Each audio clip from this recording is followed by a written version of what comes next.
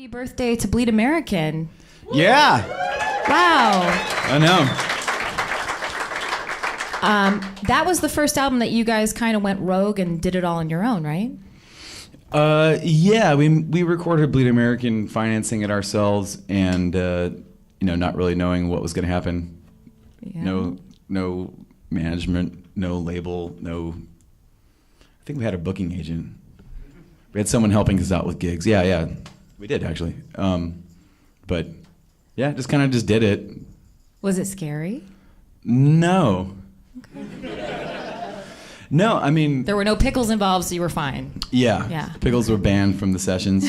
No, I don't know. I mean, I think a lot of people look at what's happened to us as a band over the years and like kind of the perceived ups and downs. But for us, I mean, that whole time was like, it felt like just constantly getting better and better. Yeah.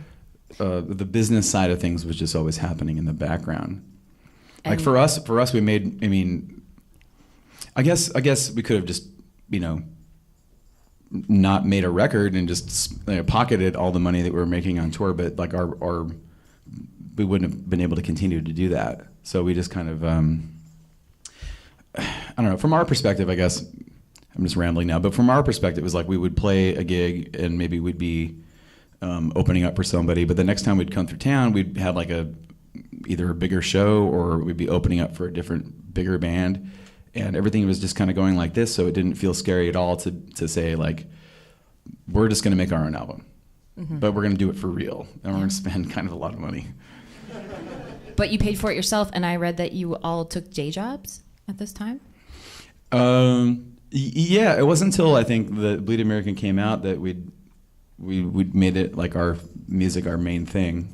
Yeah, I mean, I think one of the things that helped us do that, too, was...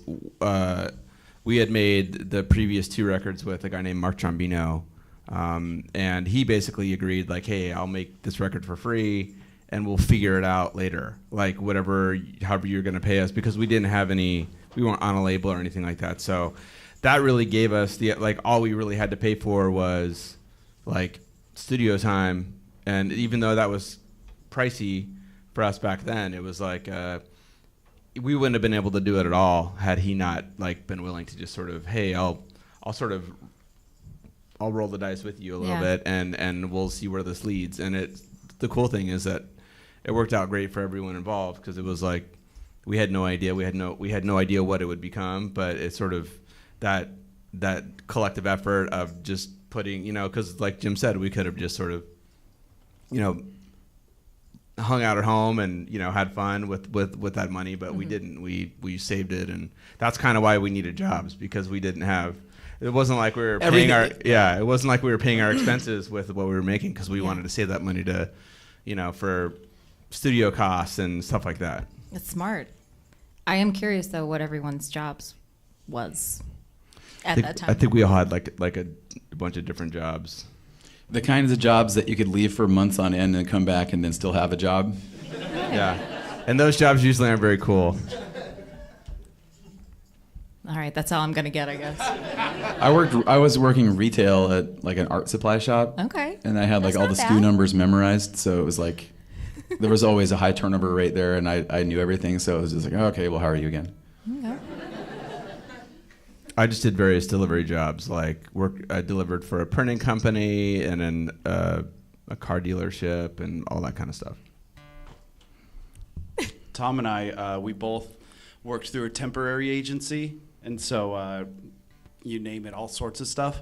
But one job that stands out that we both worked was at a mail sorting room where all the letters come. I thought you were going to say mail escort. Yeah.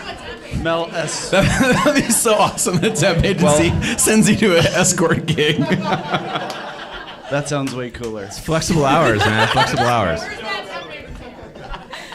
Today I got check out cashier or mail escort. What do you feel like doing? Shout out to Kelly Temp Services, right? Yeah. That's right. Yeah.